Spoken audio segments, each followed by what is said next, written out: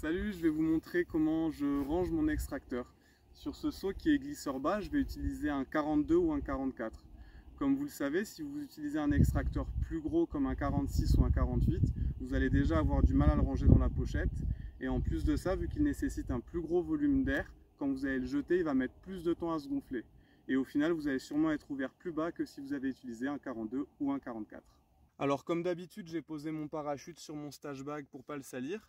Je commence par enlever le cache-aiguille et vérifier que ma drisse est bien attachée à ma voile, que mon aiguille du haut est bien mise, que mon aiguille du bas est bien mise et qu'il n'y a pas de pinlock en partant de l'aiguille du bas et en continuant la drisse. Et maintenant, je vais venir dévriller ma drisse et dévriller mon extracteur. Vous l'avez compris, hein, si l'extracteur il est vrillé, il va moins bien se gonfler, sa force de traction ne sera pas optimale. Une fois que j'ai fait ça, je vais venir positionner mon extracteur sur mon sac. Tout simplement parce que quand vous êtes au bord du vide, c'est la partie la plus propre. Je pose l'extracteur sur mon sac en gardant quelques centimètres de résille. Et je vais venir accompagner la connexion drisse-extracteur ici. L'objectif, c'est qu'elle remplace en fait la poignée. Donc il y ait quelque chose de bien dur au centre de l'extracteur. Je viens bien écarter la résille.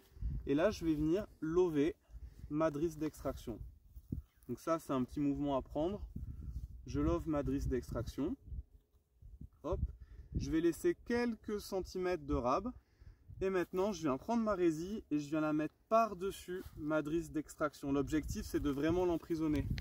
Je veux l'emprisonner pour plusieurs raisons. La première, c'est que je ne veux pas qu'elle se balade quand je jette l'extracteur. Et la deuxième, c'est que si vous voulez un extracteur qui est confortable, il faut qu'il fasse un beau cylindre. Regardez là mes deux doigts. Maintenant, je vais venir pousser le cylindre que j'ai fait contre mon extracteur. Vous avez vu, j'ai joué un peu sur le patch pour lui donner la bonne forme. Une fois que ça c'est fait, je viens maintenir ce beau cylindre, cette belle poignée. Je viens faire un premier pli, hop, tout en maintenant, et ensuite un deuxième pli. Et l'objectif à la fin, c'est vraiment d'avoir ce beau cylindre qui est bien rigide.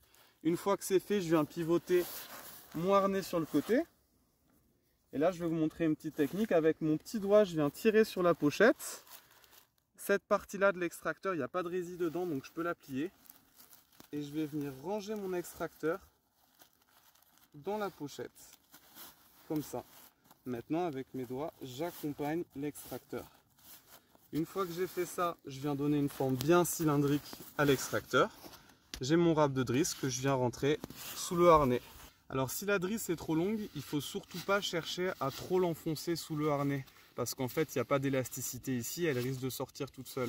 Donc vous la rentrez juste simplement sur le harnais. Et le rab que vous avez ici, vous allez tout simplement le mettre à l'intérieur de la pochette qui est composée d'un élastique.